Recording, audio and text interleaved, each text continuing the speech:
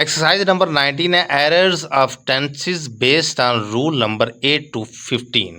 यानी कि कुछ रूल्स मैंने पढ़ाए हैं, वो रूल आपने देख लेने हैं, उनकी बेस पर ये मतलब है करेक्शन। लेट द बुक्स ले वेयर दे आर। अब यहाँ पर करेक्शन क्या करनी है, लेट द बुक्स, लेट और के बाद और टू के बाद वर्ब की पहली फॉर्म लगती है, तो let the books lie where they are. बाकी इसमें कोई इनकरेक्ट नहीं है, कोई गलती नहीं है, तो इसमें मिस्टेक है, सिर्फ वर्ब की पहली फॉर्म लगनी है। लेट के बाद हमने एक रूल पढ़ा है, वर्ब की पहली फॉर्म लगती है। नंबर 2 है ही absented from the class.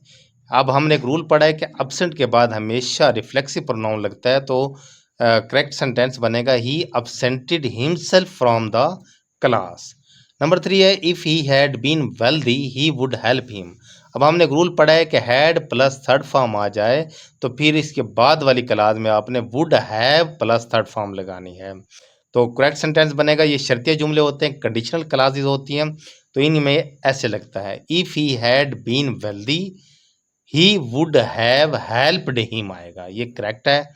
Number 4 है he enjoyed himself the match. ये इनकरेक्ट है, क्योंकि इंजॉय का बारे में हमने एक रूल पढ़ा है कि इंजॉय के बाद अगर ऑब्जेक्ट दिया गया हो तो फिर रिफ्लेक्सिव प्रोनाउन नहीं लगाते, अगर ऑब्जेक्ट ना दिया गया हो तो फिर रिफ्लेक्सिव प्रोनाउन लगाते हैं। He enjoyed himself of the match incorrect है, ही इंजॉयड द मैच ये करेक्ट है। नंबर 5 है he is regarded the best singer of the town.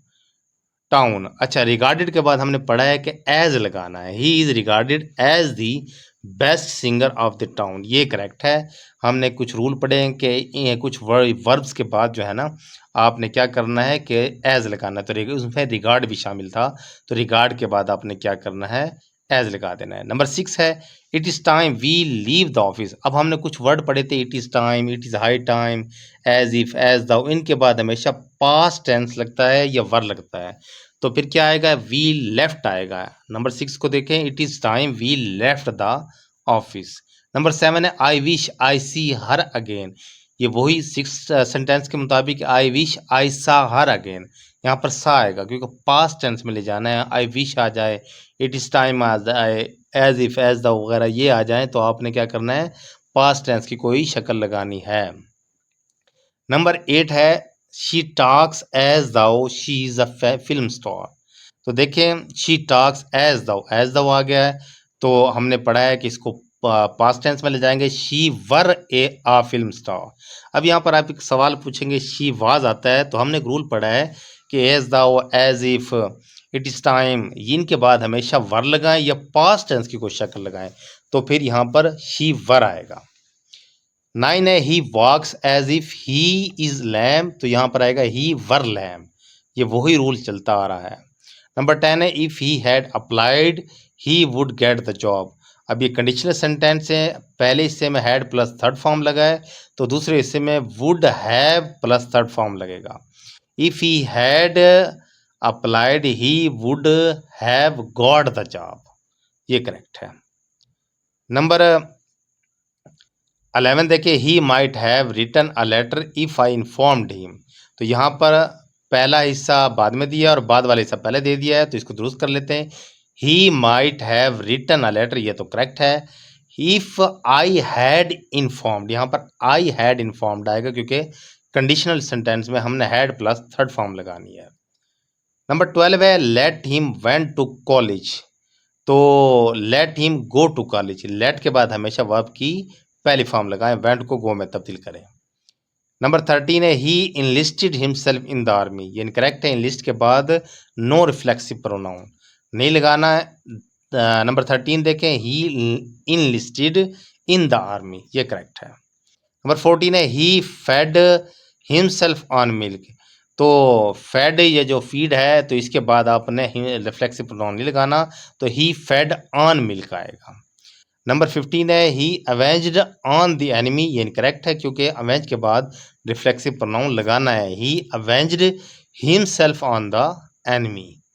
They considered him as a great fool. अब देखो यहाँ पर देखें he considered himself as a great fool, ये करेक्ट है। अच्छा, इसमें जो करेक्शन है वो ये है कि कंसिडर्ड को जो है ना, इसके बाद हमने ये पढ़ा है कि हम क्या करेंगे कि एज को काट देंगे। They considered him a great fool. हमने एक रूल पढ़ा है कि ये हिमसेल्फ तो इसमें नहीं आएगा, लेकिन ये आएगा कि इसमें एज कट जाएगा। नंबर 16 है they considered him a great fool, ये करेक्ट है। नंबर 17 है he asked me when I came. He asked me when I came, तो फिर क्या है इसका?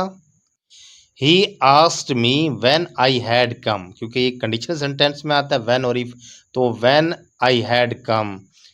He asked me when I had कम। अब यहाँ पर दो तरह से दुरुस्त होगा, क्योंकि व्हेन आई हैड कम लिखेंगे तो पहले हिस्से में ही वुड हैव आस्क्ड मी आएगा, तो फिर ये वैसे तो करेक्ट नजर आ रहा है, he asked me when I केम, ये वैसे दुरुस्त है क्योंकि पहले से पास्ट टेंस है, दूसरे में पास्ट टेंस है।